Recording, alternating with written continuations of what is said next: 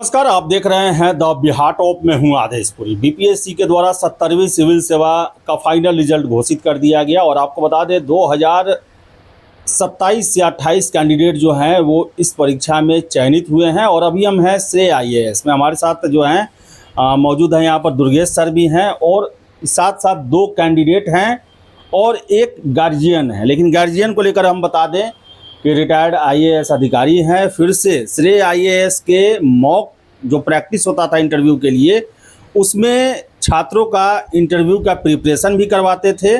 और साथ ही साथ बता दें कि इनके ही बेटे यहाँ पर जो हैं स्निग्ध, जो कि CTO में चयनित हुए हैं। और साथ साथ आपको औरंगाबाद के हैं अमित, जिनका चयन जो है RDO में हुआ है। तो इन सभी लोगों से हम बात करेंगे। सबसे पहले हम बात करेंगे अमित जी से। अमित जी, आपका रिज़ल्ट हुआ, क्या कहेंगे इसको लेकर? अंदर से काफ़ी खुशी महसूस हो रहा है रिज़ल्ट को लेकर के, क्योंकि जब आपके पीछे में बैकअप नहीं होता है तो आप व्याकुल होते हैं किसी चीज़ को लेकर के, अस्थाई होना चाहते हैं अपनी ज़िंदगी में। तो इससे मैं अस्थाई हो चुका हूँ अपनी लाइफ में और मैं BPSC का धन्यवाद करना चाहता हूँ। साथ ही सर का बहुत बहुत धन्यवाद दिल से मैं कर रहा हूँ, क्योंकि सर ना होते तो शायद मैं आज इस जगह ना होता। तो आज मैं यहाँ पे हूँ, उसके पीछे मेरे सर का योगदान है इसमें। अच्छा, ये पहला चॉइस क्या था आपका और फिर आगे भी तैयारी करेंगे आप? हाँ, मेरा पहला चॉइस था SDM। खैर कोई नहीं, जो ज़िंदगी में मिलता है उसमें संतुष्ट होना चाहिए, पर अगली बार कोशिश करेंगे ताकि जो मेरा पसंदीदा चॉइस है वो मुझे मिल सके। कितने दिन से जुड़े हुए थे आप श्रेय IAS? मैं 6-7 सालों 8 सालों से जुड़ा हुआ हूँ। अच्छा, लगातार तैयारी। कौन सा अटेम्प्ट था आपका? मेरा ये इंटरव्यू तीसरा है और इससे पहले मैं मेंस देता रहा हूँ। चलिए, बहुत बहुत शुभकामना आपको और अंततः आपका चयन हुआ। साथ में स्निग्ध हैं, अब देख सकते हैं बालक हैं अभी, ये काफ़ी कम उम्र है और पहला ही अटेम्प्ट था आपका। पहले ही अटेम्प्ट में ये CTO पद प्राप्त किए हैं। तो स्निग्ध, अपने बारे में ज़रा बताइए। आपने पहली बार जब ये एग्ज़ाम दिया, आपने अपेक्षा की थी कि मेरा रिज़ल्ट हो जाएगा, वो भी प्रीमियर सर्विस हमको मिलेगा? देखिए, ये एग्ज़ाम थोड़ा अनसर्टेन होता है, तो ऐसा पहले से सर्टेनिटी होना तो मुश्किल होता है कि हो ही जाएगा। बट एक बार मेंस दिया था तो चांसेस लग रहे थे कि सिलेक्शन हो सकता है, बट वो डिपेंड करता है, बहुत ज़्यादा अनसर्टेनिटी भी होती है। बट उसमें थोड़ा सा कॉन्फिडेंस तो था कि हो सकता है। पढ़ाई लिखाई के बारे में बताते, कहाँ से पढ़ाई किए हैं और ग्रेजुएशन किस सब्जेक्ट से किए हैं? सिविल सेवा में आने का क्या पहले से सपना था या फिर सिचुएशन ऐसा बना कि आप इधर चले आएँ? मेरा ग्रेजुएशन मैंने बिट्स पिलानी से किया है, इलेक्ट्रॉनिक्स एंड इलेक्ट्रिकल इंजीनियरिंग से। एंड उसी टाइम कॉलेज के दौरान ही मैंने सोचा था सिविल सर्विसेज देने का।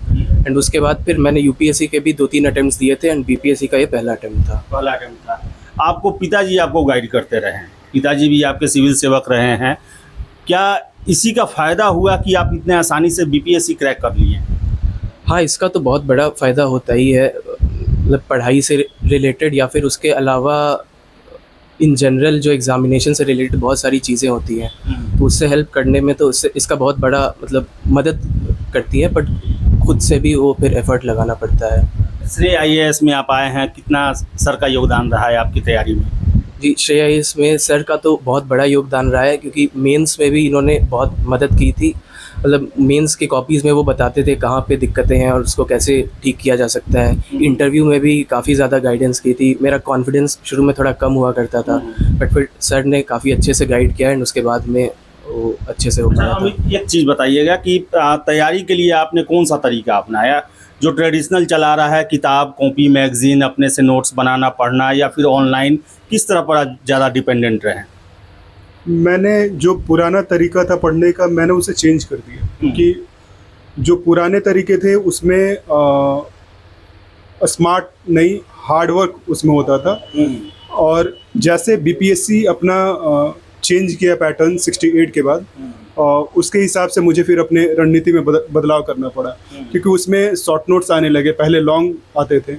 तो इसको लेकर के मुझे चेंज करना पड़ा और शॉर्ट नोट्स के लिए अलग से स्पेसिफिक टॉपिक जो आप इतने सालों से तैयारी में कर रहे होते हैं, तो इससे लगभग आपको एक आइडिया हो जाता है कि क्वेश्चन कहाँ से पूछ रहा है, और प्रीवियस ईयर के पैटर्न पे मैंने वो अपने आप को इस तरीके से चेंज किया है। क्या लगा कि रटंत विद्या से अब बीपीएससी पास किया जा सकता है?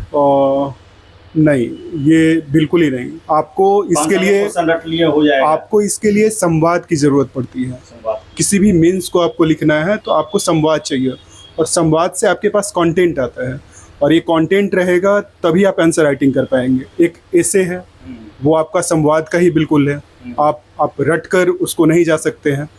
तो ये संवाद है, आप एक दूसरे से बातचीत कर रहे हैं, चाहे आप अपने गुरु से बात कर रहे हो या फिर लोगों से बात कर रहे हो। आसपास में आपको एब्जॉर्ब करना पड़ता है कि चीज़ें हमारे आसपास में घटित कैसे हो रही है, उसको आप देखते हैं, सीखते हैं, उससे फिर ये काफ़ी इम्प्रूव होता है।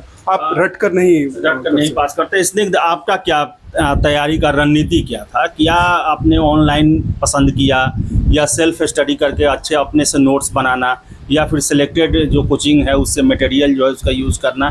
क्या रणनीति रहा आपका? मेरी सबसे पहली ये कोशिश थी कि जो भी सिलेबस के मेन पॉइंट्स हैं और उनसे रिलेटेड जो भी PYQs हैं पिछले जितने साल के भी हो, पिछले 3 साल में जो पैटर्न चेंज हुआ था तो उसमें थोड़े अलग थे, बट पिछले 10-12 साल के जो भी प्रीवियस ईयर थे वो टॉपिक वाइज सेग्रीगेट कर लिया, एंड उसी टॉपिक या ब्रॉड थीम से रिलेटेड जो भी नोट्स थे, जिस तरीके से आंसर में लिखना होता है, इंट्रो, बॉडी, कंक्लूजन, उसके अलावा जो भी एडेड वैल्यू पॉइंट्स ऐड करने हो वो सब एक जगह पे लिख लिया। डिजिटल नोट्स ही था मेरा मोस्टली, एंड उसको फिर रिवाइज़ करता रहा। इसके साथ साथ आपको बता दें कि हम लोग के गांव में या चंपारण का मैं रहने वाला हूं, एक कहावत है कि जब पिता टीचर बन जाएं तो वो 27 टीचर के बराबर होते हैं। और हमारे साथ स्निग्ध के पिताजी हैं, सीताराम जी हैं, और इन्होंने अपने बेटे को पूरी तरीके से गाइड किया। इवन कि इंटरव्यू के पैनल में खुद रहते थे श्रेय IAS में तैयारी के दौरान। तो इनसे भी बात करते हैं। सर, आप सिविल सेवक रहे हुए हैं, लखीसराय के रहने वाले हैं, आपने बताया है। क्या कहते हैं कि आपने आपका गाइड किया हुआ कितना असर किया? जहाँ तक मेरा गाइडेंस की बात है तो मैं शुरू से ही चाहता था कि जैसे मैं एक इंडियन इंजीनियरिंग सर्विस किया हूँ और बाद में BSNL में सर्विस 22 साल दिया, फिर वहाँ से निकल के अभी मैं दूसरे जॉब में हूँ। तो मैं चाहता था कि मेरे घर से कुछ और लोग, चाहे बेटा हो या बेटी हो, सिविल सेवा में आए। तो मैंने जितना अनुभव अपने समय में किया था, निश्चित ही कुछ बदलाव आज के दौर में हुआ है, लेकिन मैंने यथासंभव प्रयास किया है कि मेरा बेटा भी उसी तरफ जाए। और मैं दुर्गेश सर को स्पेशल धन्यवाद देना चाहूँगा। इन्होंने इस मौका को यहाँ दिया, एक प्लेटफॉर्म दिया, तो हमको यहाँ पैनल में भी रखे, और मैंने अपने पुराने अनुभव से यहाँ के मैक्सिमम बच्चे को गाइड किया जितना संभव हो सके। सर, ये बताइएगा कि इनके नोट्स ये सब भी आप पढ़ते थे क्या? इनका जो आंसर आता था वो सब भी आप चेक करते थे, देखते थे पढ़ाई के दौरान? मैं इनके पढ़ाई का, इनका अपना सब्जेक्ट जो था वो तो नहीं हम देखते थे, लेकिन इनके जनरल स्टडीज़ के नोट ओवरऑल मैं देखता था। मेरे समय में तो पैटर्न कुछ और था, मैं 1998 का निकाला हुआ, तो अभी जो पैटर्न बदल गया है, ओवरऑल मैं इनको देखता था। लेकिन इन्होंने अपना मेहनत किया और दुर्गेश सर के गाइडेंस में काफ़ी इम्प्रूवमेंट किया है। इसलिए आपका पहला चॉइस कौन सा था? पहला चॉइस मेरा एडमिनिस्ट्रेटिव सर्विस था और सेकंड पे फाइनेंस सर्विस था।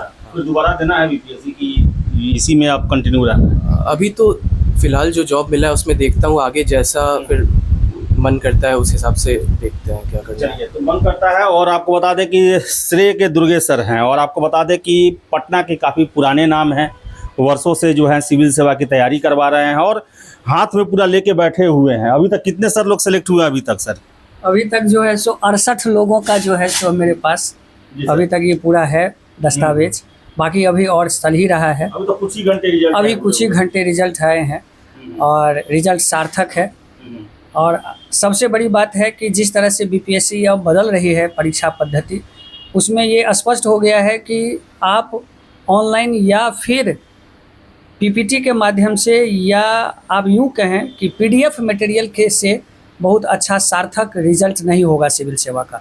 क्योंकि सिविल सेवा एक ओवरऑल जो है सो बेहतर कंसेप्ट की तैयारी है, और कंसेप्ट के लिए वही आपको उस तरीके पर आना पड़ेगा, उसको स्मार्ट रूप में लाना पड़ेगा, जो आने वाले समय में आ रहा है। जो रिजल्ट है वो देख ही रहे हैं। अभी तक कल इस बात को मैं फिर बताऊंगा कि इसमें कितना क्या है, कितने नए लोग हैं, लेकिन अभी जिस तरह से मैंने रिजल्ट को देखा है उसमें ये स्पष्ट हो गया है कि नए लोगों का रिजल्ट सबसे अधिक है। लेकिन सर बिहार से बाहर के 300 लोगों का सिलेक्शन हुआ है जनरल कैटेगरी में। 850 के आसपास जो है वो जनरल कैटेगरी में सीट था, 300 बिहार से बाहर। बिहार पिछड़ते जा रहा है, आपको ऐसा लग रहा है सर? देखिए, इस मामले में मैं कह सकता हूं, और मैं आपके ही चैनल से पहले बहुत वर्षों से ये बात मैं कहता आ रहा हूं कि विगत सालों में बिहार में जो सिविल सेवा की तैयारी का जो जुझारूपन तैयारी था, उस तैयारी में कमी आ गई है। और वो कमी का क्या कारण है ये आप लोग बखूबी जानते हैं कि बच्चे चाहते हैं कि मुझे रटा हुआ मटेरियल आ जाए, मेरे पास जो है सो एकदम कुछ चमत्कारी चीज़ें आ जाए।